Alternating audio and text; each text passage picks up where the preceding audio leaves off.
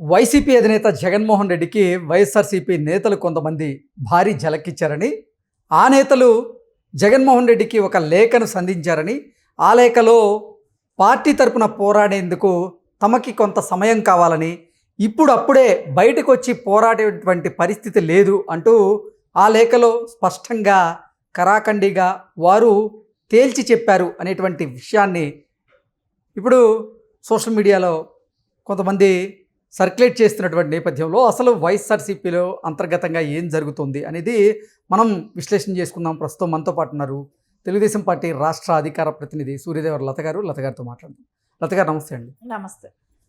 YCP నాయకులు కొంతమంది YCP అధినేత జగన్మోహన్ రెడ్డికి భారీ ఝలకిచ్చారని, వారు జగన్మోహన్ రెడ్డికి ఒక లేఖ రాశారని, ఆ లేఖలో పార్టీ తరపున పోరాడేందుకు కొంత సమయం కావాలి, అప్పుడే బయటకు వచ్చి పోరాడేటువంటి పరిస్థితి లేదు అంటూ కరాఖండిగా తేల్చి చెప్పినట్లుగా ఆ లేఖలో సారాంశంగా కొన్ని వార్తలు వస్తూ ఉన్నాయి. ఏంటి ఆ వార్తల్లో అసలు వాస్తవం ఉందా? ఏం జరుగుతుంది అసలు వైఎస్ఆర్సీపీలో? అంటే మనం గత కొద్ది రోజులుగా చూస్తూనే ఉన్నాం. జగన్మోహన్ రెడ్డి చాలాసార్లు తను ధర్నా చేయాలనుకున్నా పెండింగ్ అవుతుంది. నేను ఫీజు రీఎంబర్స్మెంట్కి నేను ధర్నా చేస్తాను అన్నాడు. ఎన్నిసార్లు పెండింగ్ పెట్టాడు? మళ్ళీ గడప గడపకి జగన్ అని చెప్పి ఓ ప్రోగ్రామ్ అని అన్నాడు. అది జనవరి తర్వాత అన్నాడు, పండగ తర్వాత అన్నాడు. ఇట్లా ఎన్నిసార్లు పలు దఫాలు పెండింగ్ పడుతూనే వస్తుంది. ఇంకా ఇవన్నీ చెప్తున్న తర్వాత కూడా ఆయన దగ్గర నుంచి నాయకులు కొంతమంది జంప్ అయిపోవటం, వైసీపీ నుంచి వదిలి జనసేన కానీ ఎవరికి ఎక్కడ అవకాశాలు దొరికితే ఆ పార్టీలకు వెళ్ళిపోవటం. మళ్ళీ ఇంకా ఇప్పుడు విజయసాయిరెడ్డి లాంటి గారు వాళ్ళు ఎవరైతే పార్టీలో అంటే పార్టీ పెట్టే టైంలో ఎవరైతే ఉన్న నాయకులు ఏటూగా ఆయన, అంటే జగన్మోహన్ రెడ్డి గారి తర్వాత ఆయనే పార్టీని దగ్గరుండి నడిపించారు, అలాంటి వ్యక్తి కూడా వెళ్ళిపోవటం కానివ్వండి. ఇవన్నీ చూస్తూ ఉంటే ప్రజల్లోకి వెళ్ళేటప్పటికి వీళ్ళకే ఒక స్థిరమైన ఇది లేదు. సో వీళ్ళు వచ్చి ఏం చెప్తారు, ఏం చేస్తారు? సో ఇంకా అది కూడా కాకుండా వీళ్ళు గత 5 ఏళ్ల ఫెయిల్యూర్స్ ఉన్నాయి కదా, దీనికి ప్రజల్లోకి వెళ్ళినప్పుడు దానికి సమాధానం ఏం చెప్తాం? ఇప్పుడు లోకల్ క్యాడర్ ఉంటుందండి. లోకల్ క్యాడర్కి ఇప్పుడు తెలుగుదేశం కూటమి ప్రభుత్వం ఉంది, ఎక్కడైనా వాళ్ళు సరిగా చేయలేదనో, వాళ్ళు ఎక్కడైనా స్పందించలేదనో, గవర్నమెంట్ సరిగా వర్క్ చేయలేదన్నప్పుడు ఎవరికైనా అవకాశం అనేది ఉంటుంది. అక్కడ అలాంటి అవకాశాలు ఎక్కడ దొరకట్లేదు. సో ఉన్న నాయకులు ఉండట్లేదు.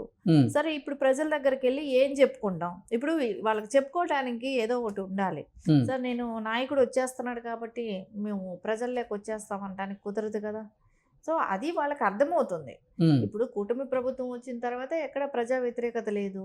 ప్రజల్లో ఇప్పుడు ఏదైనా ఒక వ్యతిరేక భావం ఎక్కడైనా ఉంది అని అనుకుంటే సో ఖచ్చితంగా వాళ్ళకి స్కోప్ ఉంటుంది. ఎవరికైనా పార్టీకి, ఏ పార్టీకైనా, అంటే అపోజిషన్ పార్టీగా అని జగన్మోహన్ రెడ్డి చెప్పుకుంటున్నాడు కాబట్టి, నాకు ఇంత పర్సంటేజ్ ఓట్ బ్యాంక్ ఉందని చెప్పుకుంటున్నాడు కాబట్టి ఆయనకు ఒక స్కోప్ ఉంటుంది. అక్కడ ప్రజా వ్యతిరేకత ఎక్కడా లేదు. అదే జగన్మోహన్ రెడ్డి ఏం చేశాడు?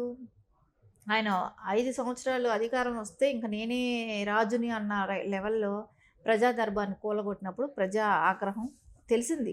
అది ఎవరైనా కూడా మాట్లాడారు, ఎందుకు కూలగొట్టాడు, అది వేరే విధంగా వాడుకొని ఉండొచ్చు కదా. సో దాన్ని కూలగొడితే లాభం ఏంటి అనేది ప్రజల్లో ఒకటి ఆకర్షించింది. ఇంకోటి 3 రాజధానులు అన్నారు. సో దాంతో తీవ్రంగా స్టార్ట్ అయింది. అలా ప్రజా వ్యతిరేకతగా ఉన్న ఇదే అంశాలు ఎక్కడైనా దొరికినప్పుడు వాళ్ళకి ఆ స్కోప్ ఉంటుంది. ఆ స్కోప్ వాళ్ళకి దొరకట్లేదు. అది వాళ్ళ నాయకులు ఖచ్చితంగా చెప్తున్నారు. నువ్వు బయట వస్తావని చెప్పి నువ్వు ధర్నాలు చేయమంటావంటే మేము చేయలేము, కేడర్ రావాలి, ఎవరినైనా పిలిచడానికి వెళ్ళినప్పుడు మనం దేనికోసం చేస్తున్నాం అనేది వాళ్ళకి చెప్పాలి కదా. ఇప్పుడు కార్యకర్తలకే కానివ్వండి, ప్రజలకే, ప్రజల్లోకి ఒకటి తీసుకెళ్ళాలి, ఒక అంశాన్ని తీసుకెళ్ళాలి అని అనుకున్నప్పుడు కరెక్ట్గా ఒక పాయింట్ ఏది దొరకలేదు. సో అది లేదు కూడా. అందుకని వాళ్ళకి ఎవరికి కూడా దాని మీద అంటే నువ్వు వస్తే మేము రావాల్సిన అవసరం లేదన్నట్టు కరాఖండిగా చెప్పినట్టే కనపడుతుంది ఇక్కడ. ఓకే, అంటే ఇంతకీ వైసీపీ నాయకులు జగన్మోహన్ రెడ్డికి లేఖ రాశారు అంటూ కొన్ని వార్తలు వస్తున్న నేపథ్యంలో ఆ నాయకులు ఎవరు జగన్మోహన్ రెడ్డికి లేఖ రాశారు, ఎవరు జగన్మోహన్ రెడ్డికి భారీ ఝలకిచ్చారంటే ఏం చెప్తారు?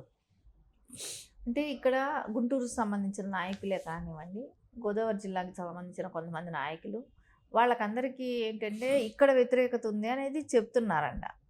అంటే ఇక్కడ వ్యతిరేకత ఉంది, మనం స్టార్ట్ చేద్దాం అంటున్నారంట. వాళ్ళు మాటలు విని ఆయన దెబ్బతిన్నాడు అనేది మిగతా రాష్ట్రం మొత్తం మీద ఉన్న నాయకులు ఆలోచన. అంటే ఆంధ్రప్రదేశ్లో కూటమి ప్రభుత్వం మీద వ్యతిరేకత వచ్చింది, దాన్ని మనం మనకు అనుకూలంగా మలుచుకుందాం అంటూ జగన్మోహన్ రెడ్డి మొన్న అంటే ఆయన లండన్ నుంచి తిరిగి వచ్చిన తర్వాత ఇప్పుడు పార్టీ నేతలతో సమావేశమై వాళ్ళందరికీ కూడా ఆ, ఆయన హితవు పలికినటువంటి నేపథ్యంలో వారందరూ కూడా కరాఖండిగా తేల్చి చెప్పేశారు.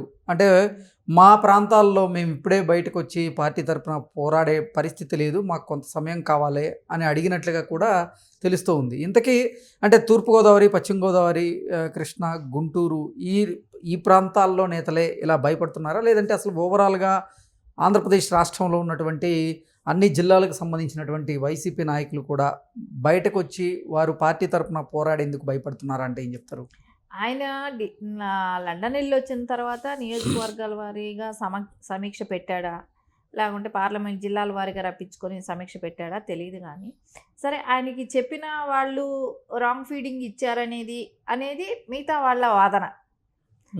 కొంతమంది లేదు, వ్యతిరేకత వచ్చింది, మనం స్టార్ట్ చేద్దాం అనేటట్టు ఆయనకి రాంగ్ ఫీడింగ్ ఇచ్చారు, సో అది కరెక్ట్ కాదు, మీరు ఆలోచన విధానం కరెక్ట్ కాదు, ప్రజల్లో ఎలాంటి వ్యతిరేకత లేదు అని బహిరంగంగానే వాళ్ళు రాము కానీ కరాఖండిగా, అంటే ఇప్పుడు ధర్నా పెడితే యూజ్ లేదు, మేము ఇప్పుడు ప్రజల్లోకి రాము అని అయితే ఖచ్చితంగా చెప్పడంతో ఇప్పుడు జగన్మోహన్ రెడ్డి తలపట్టుకోవడం అయింది.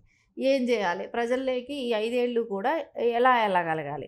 సో ఇప్పుడు ఎక్కడో ఒక చోట హోప్ అనేది రావాలి వాళ్ళకంటే, ఇప్పుడు కూటమి ప్రభుత్వం ఎక్కడో ఒక చోట వాళ్ళు అనుకునేది చేయలేకపోతే అప్పుడు వీళ్ళకి ఆ ఛాన్స్ అనేది వస్తుంది. ఇప్పుడు రేపు పొద్దున అసెంబ్లీ సెక్షన్స్ నడుస్తాయి, అక్కడికి కూడా వచ్చి జగన్మోహన్ రెడ్డి ప్రజల కోసం వచ్చి అక్కడ ఏమీ మాట్లాడు, వాళ్ళకి ఇచ్చే టైంలో ఎంతో టైం ఉంటుంది, అక్కడ ఏదైనా అడగటానికి అవకాశం ఉంటుంది, స్కోప్ ఉంటుంది.